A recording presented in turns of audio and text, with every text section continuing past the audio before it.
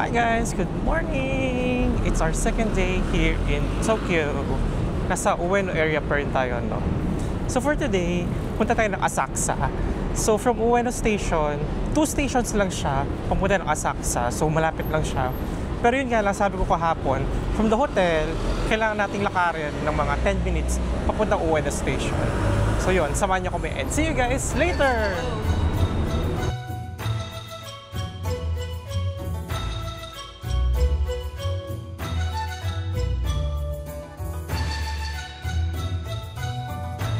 Hi guys! Nakarating na tayo sa Asakusa. By the way, no, may mali kaming ginawa kanina. Kasi from Ueno, pumasok kami ng JR line. Huwag nyo gagawin yun. Sasakay kayo, ipapasok kayo dun sa merong mall na Atre. Tapos, sasakay kayo ng Ginza line. 3 stations lang siya. So, yun. Asakusa! Guys, ito rin sikat na temple dito sa Asakusa. Sensoji Temple. So, kung mapapansin nyo, ang dami ng tao, diba? It's anong oras na ba? 9:45 AM, pero ang dami ng tao. So, yan siya. Sensoji Temple. So guys, dito sa Asakusa, ito yung parang isa sa mga pinaka-pinupuntahan ng mga turista, no? Kasi dito dun sa harap ng temple, maraming mga kainan, maraming street food, marami kayong mabibilan. So, ang daming tao. Pero, naman, hindi naman super chaotic. So, yan. Tingin tayo ng mga pwede natin gawin. Marami ding dito guys, tour guides, no? Siguro nabubukod yan sa Klook. Pero kami, DIY lang kaming lahat. Ito na yung daan papunta sa temple guys. Ayan, siyang mahabang parang alley. Tapos nandun sa dulo yung temple. Tapos sa kabilang gilid, yung mga shops, yung mga kainan, or mga souvenir items. Ang saya, kasi lagi ko napapanood sa mga videos. Tapos ngayon, nandito na tayo, di ba? So, happy! Ayun yung temple sa likod ko guys. Ayan siya. So, puntahan natin siya. Meron din dito guys. Katabi ng temple, meron din pagoda. Kamukha nung sa Kyoto. Kung mapapansin nyo, sobrang daming tao talaga. Kasi aside sa mga nagdi-DIY, nandito rin yung mga naka-tours. May mga tour guide. Ang dami rin nila.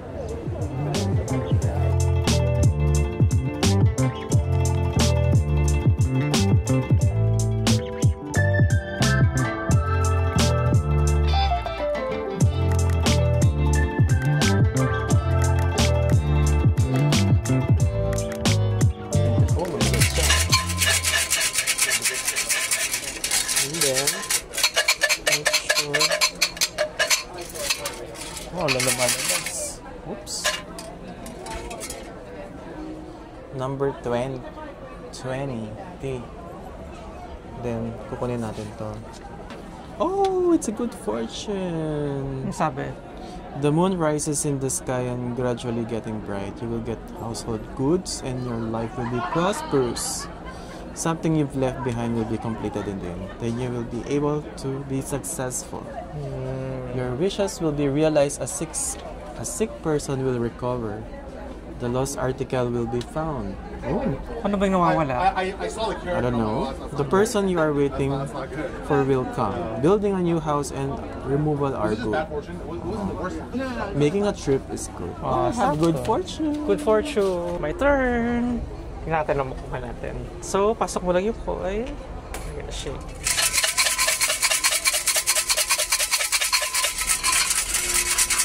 Got one. Number 7. Number 7. Pressure. Pressure. What do you have? It's Bad fortune. bad fortune? If you get on board a boat, tawag tayo sasakay ng bangka, and wait for the wind blow over, you can't sail out. The moon in the sky is covered by dark clouds and you can't see anything. Hala siya. Getting on the coach and try to go. High mountains are lined up and you can't climb over them. Your wishes will not be realized. Hala? A sick person will not recover. The lost article will not be found. Building a new house and removal should be stopped. Marriage, celebration, making a trip and employment are all bad. The person you're waiting for will not come. Bad fortune. Bakit naman Japan? Tokyo? Anong ginawa nyo sa akin? Ay, sabit natin. Congratulations. Alam ko na ba't ito yung nakuha ko kasi ibig sabihin, tabuin natin yung mga masasamang espiritu. So, iiwan natin dito yung mga masasamang espiritu. Yung mga bad vibes. Lahat Any ng final negativity. wishes? Final wishes? Sana lahat ng mga negativity sa buhay natin, maiwan na lahat dito. Yun naman ibig sabihin nun. Halo, siya napunit. That means you can't tie it. Wala, ba tayo siya? Kinokontra ka ng ano? Kinokontra ako. Tadhana. Alam mo? Eh, yan yung kailangan magbago ka na ng buhay. O yung bait ko kaya? Ayun ang senyales Diyan ng ka. pagbabagong buhay. Diyan ka. You're gonna leave the Mayroon ka bad luck dyan. there. Just leave it there. Ay, itong naiwan na papel, syempre hindi ko ito uuwi, no? Isuksok mo dun sa doon. Baka may konti pang Baka, bad luck na kaya, madala ka. Ayan. Napunit siya para mapunit yung bad luck. Ayan. Mag-ano tayo dun sa temple? Kailangan ko maghugas ng kamay, guys. Or buong katawan. Huhugasan ko para mawala yung bad luck. Hindi ko matanggap, guys. Bad, guys. Fortune yun sa akin. Buisit. Good fortune! And good fortune! Ayun, masaya siya. Meron siyang good fortune. Tingnan lang natin. Sige.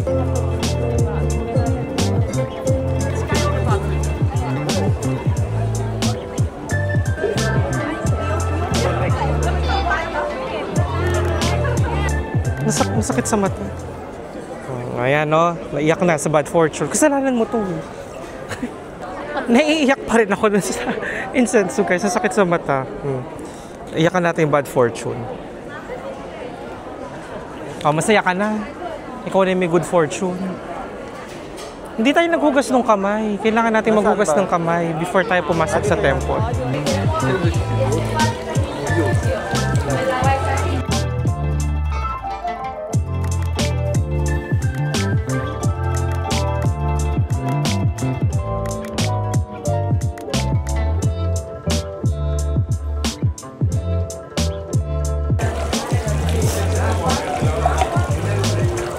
At yaman lang din na usukan na tayo, nakapaghugas tayo ng kamay, pasok na tayo ng temple, guys. Para tuluyan nang mawala yung mga bad fortune sa buhay natin. Guys, tignan nyo yung tabi ng tao sa labas ng temple. Ayan o. Ang ganyan doon sa dulo, ganyan sila karami. Ganyan karami tao dito. It's today, Tuesday, no, November 4. Pero ang dami-daming tao. Guys, doon sa temple, no, be mindful lang kasi since temple siya, it's a place of worship sa mga lokal dito, sa mga Japanese people. So, sundin nyo kung ano yung mga rules doon and yun, respect nyo lang sila. By the way, lalabas muna kami dito sa area na to. May hahanapan kaming kakainan na search namin. So, lakad muna tayo, guys.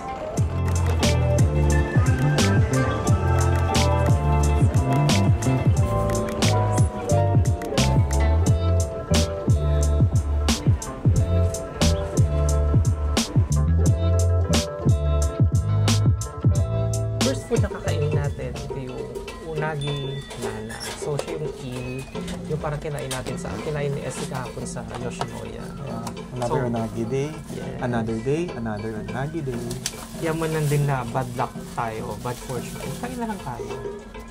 Ito yung mga isang gusto mong kainan dito, di ba? Yeah. Yung nilulook forward mo talaga. So, pag nag-order ka dun, guys, sa kabila, bibigyan nila kayo ng, or ituturo nila kayo kung saan kayo pwedeng kumain. Kasi doon mismo hindi pwedeng kumain.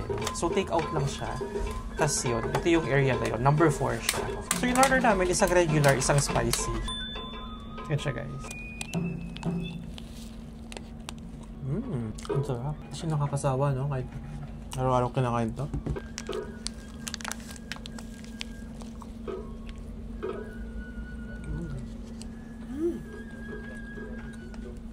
Oh my God. Ang sarap. Saktong tamis. Mas malambot to. Mas malambot yung eel nito. Mas malambot to kumpara dun sa Yoshinoya, no? Tapos proper ratio yung rice at saka yung eel. eel niya. Pag kasi nakikita namin sa video, parang ang dami-dami ng rice. Pero, eto lang siya. Parang onigiri lang yung portion ng rice niya. Hindi siya ganun karami. Tapos yung eel, yung fish mismo, meron siyang parang belly na part, yung fatty na part. Tapos yung sa taas, yung lean na part. Ang sarap. Kahit yung sauce lang nga. Oo, no? Yung sauce niya, hindi siya ganun katamis, hindi siya ganun kaalat. Soy sauce based siya, no? Pero ang sarap.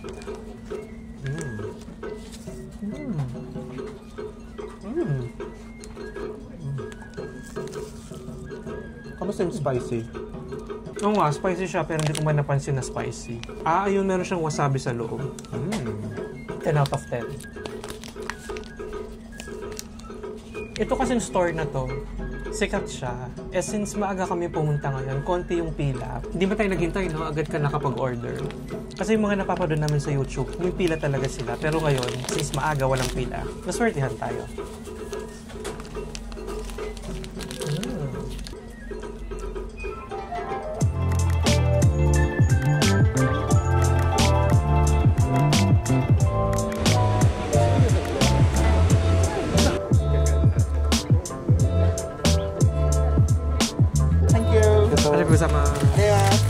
Nandito na kami sa second spot. This is their very famous menchikatsu. So ano siya? Minced beef. Minced beef.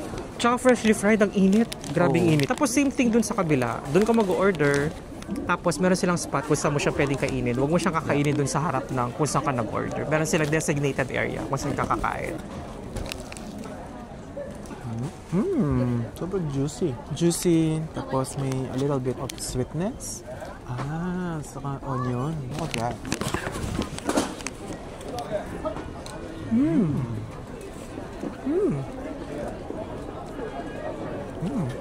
Very juicy. Tapos tama si SC. Matamis siya because of the onions, no? Caramelized yung... Hindi siya caramelized eh. Pero ang tamis ng onions niya sa loob. Tapos super juicy. Ang sarap. Crunchy from the outside, juicy from the inside. 400 yan yung isa, guys. Medyo mahaba yung pila kanina pero by batch naman yung pagprito. So mabilis na lang, no? Nilagay nila yung tolda kaya dumili. Oo, mahaba yung pila. Yung style, I think, madaming onion. Try nyo to, guys. Very worth it. Ay, nawala. Ay, nawala. Nahulog na.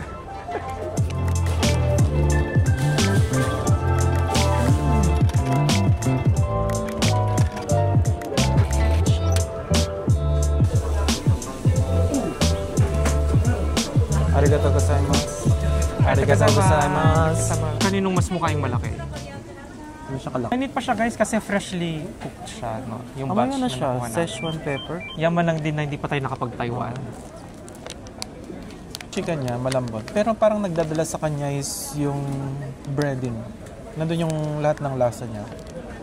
Very crunchy. Galing ng breading. Nandun lahat ng flavor. Hindi dry yung meat niya. Sobrang lambot. Tender na tender. Baka gusto mo akong bigyan, di ba? Oh guys, since binigyan na tayo ni SC, try na natin yung Taiwanese fried chicken. Exciting. Init.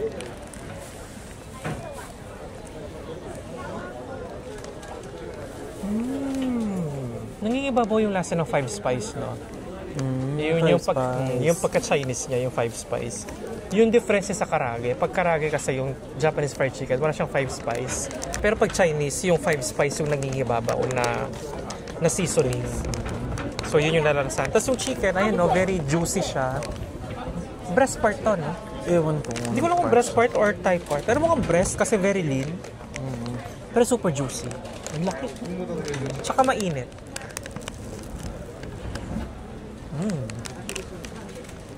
For 700 yen, kung dalawa kayo or more, pwede na share. Kahit 4, pwede kayo din. Sabi na Essie kanina, guys, nung kumakain kami dun sa Menchikat, ba't may mga schnitzel na kumakain? May kumakain sila ng schnitzel. Sabi ko, hindi. Taiwanese fried chicken.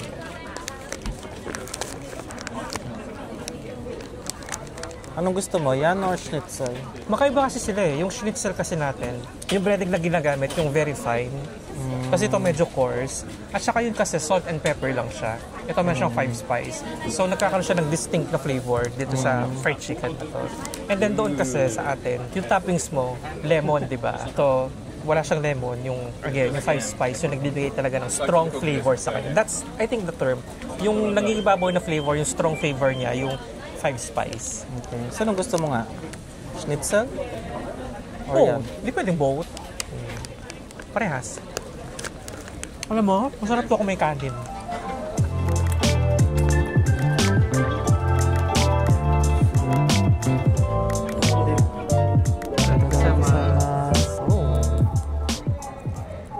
Ano naman yung sugar. Crystallized sugar. Very creamy. Let's try. First bite. Mmm. Ay. Ah. It's like heaven. Ang lambot ng sweet potato. Tapos yung tamis ng creme brulee. Actually, matamis na yung sweet potato eh. Pero hindi siya yung tipong, sobrang tamis. Hindi siya ganun. Very perfect yung balance nilang dalawa. Sarap. Matagal ko nang gustong kainin dito, no? Kasi mahilig din naman ako sa kamote, sweet potato. Excited!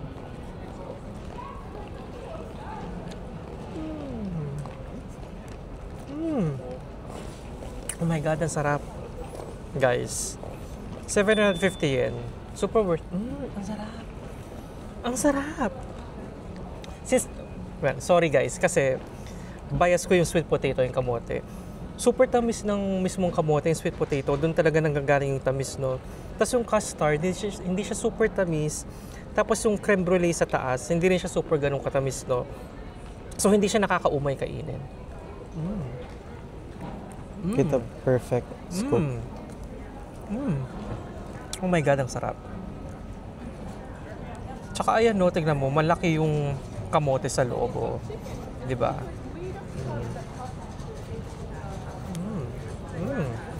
Super yummy. Super worth it. Ay, ang sarap. Oh my God. Fibers ng kamote. Parang pagka first bite mo, hindi mo na mapigilan na sunod-sunod. Kaya na. nga, ang sarap niya. Parang gusto mo na siyang ubusin. I suggest na after nyo kumain ng mga savory food, ihuli nyo to, no?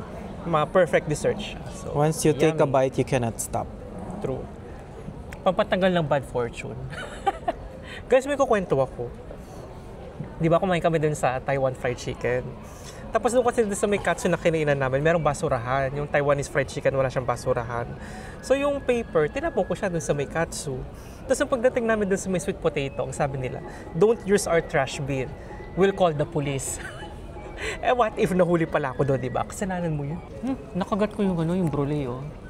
Hindi talaga siya sobrang tamis, no, yung brulee niya. Hindi siya. Ang sarap. Tapos guys, same din doon sa ibang kinainan namin kanina. Meron silang designated areas.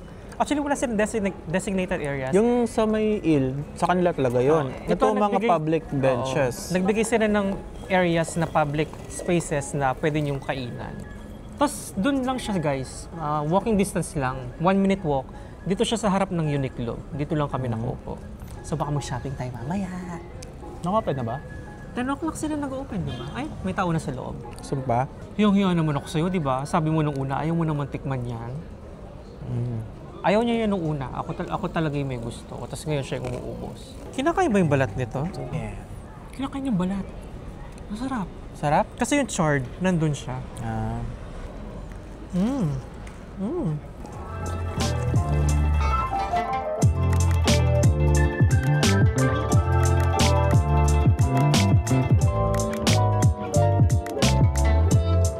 Guys, donkey!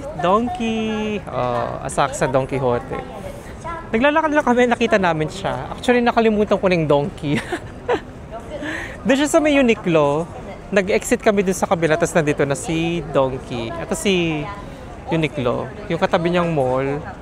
Tapos, dito na siya sa harap, si Donkey. So, kung nasa may bandang Asakusa area kayo, dito kayo mamimili ng mga pasalubong. Donkey! After namin kumain pala ng kanina guys, ng sweet potato, umupo kami doon, tapos nag-Uniqlo lang kami. Hindi na ako nag-vlog doon kasi bawal mag-picture tsaka mag-video, sabi doon sa Uniqlo. Tapos nilibot lang namin yung mall. Tapos paglabas namin, ayan na siya, si Donkey. So samahan nyo kami, punta tayo ng Tokyo Skytree.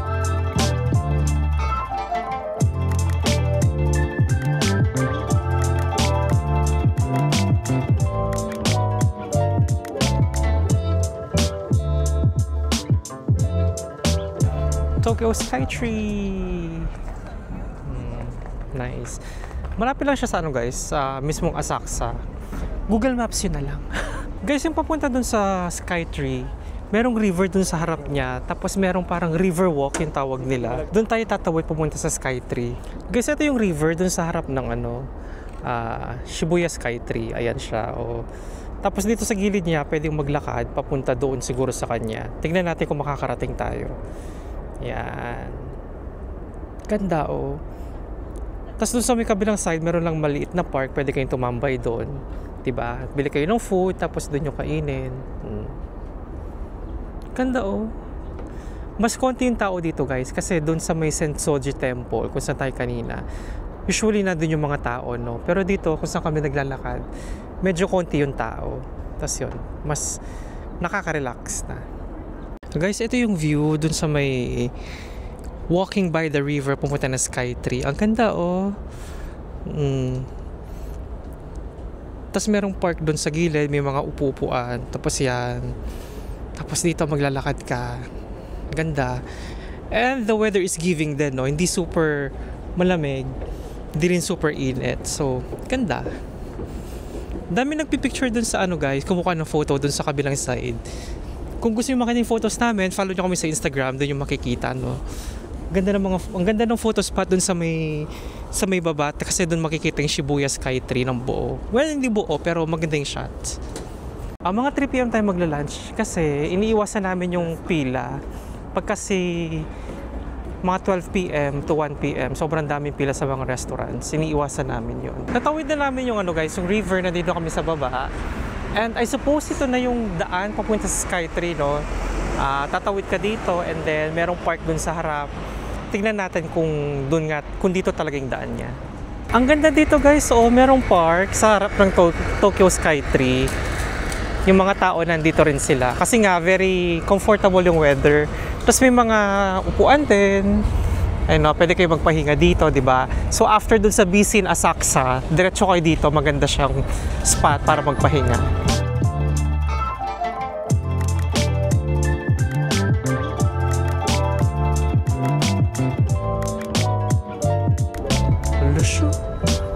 Lusyo.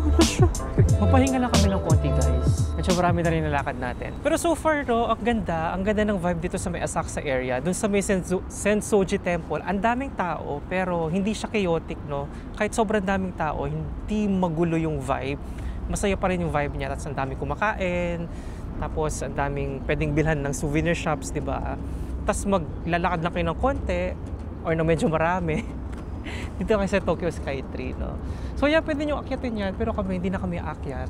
Dito lang kami sa baba.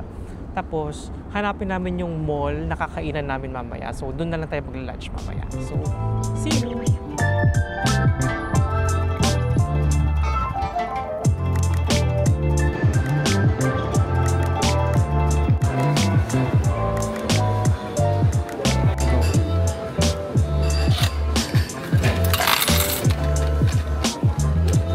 Guys, nandito na tayo sa ano ngayon, Solomachi Mall. Katabi lang siya ng, kaano siya, no? Nasa mismong Tokyo Skytree siya.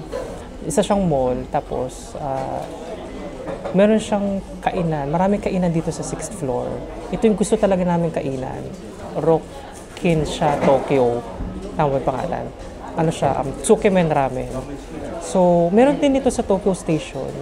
Pero kung nasa Asakusa area kayo, punta kayo dito guys kasi mas konti yung pila. Tapos 2:30 PM ngayon, parang 10 minutes na lang kaming pumila. By the way, in-order namin yung ano nila, isang regular at saka yung isang may sauce para ma-compare natin kung anong difference nila. No? Arigatou gozaimasu. Ito na yung order guys. Ito yung isa, yung special na tsukamen. Meron siyang ganitong parang shimichi. Sabi parang blend siya ng mga spices. Ito yung noodles, tapos didip mo siya dito, di ba? So, hindi siya yung usual na ramen. I think yung SC, yung regular, pero merong egg yung sa kanya. So, I got a regular, dip noodles. Uy, nahulog siya. For your space.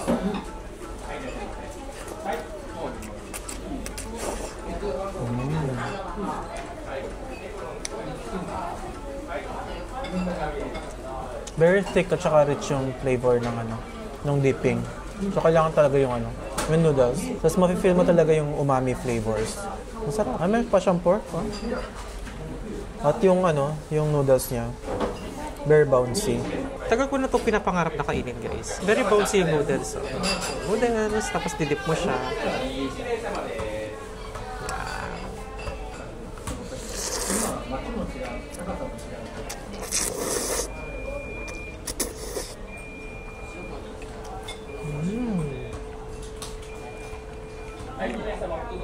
Ang sarap. Very umami siya. Yung texture ng noodles, very bouncy, very chewy, no?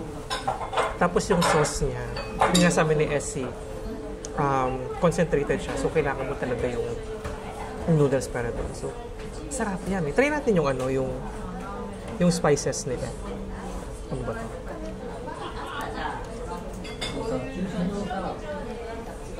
Para siyang merong mint, chili, tsaka wasabi.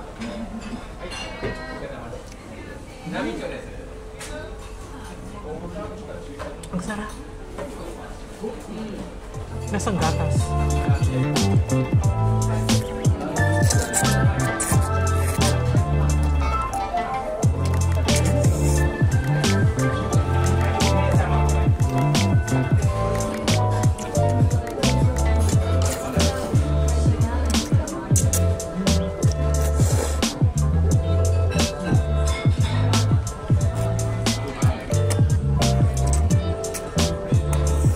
Guys, yung in-order pala namin, small portion lang, no? Merong small, medium, and large. Kami nag-small lang kami. Actually, kung mag-order kayo guys, parang okay na kahit wala yung special sauce. Tsaka yung mga lokal, dito rin sila kumakain. Paliguan mo pa siya ng sauce. Diba?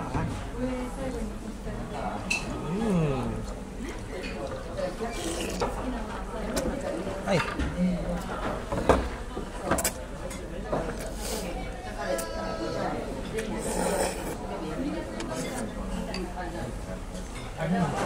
Sarap. Guys, nilagyan nila ng mainit na tubig yung dipping sauce para ma-dilute siya. Pwede mo siyang inumin na as soup.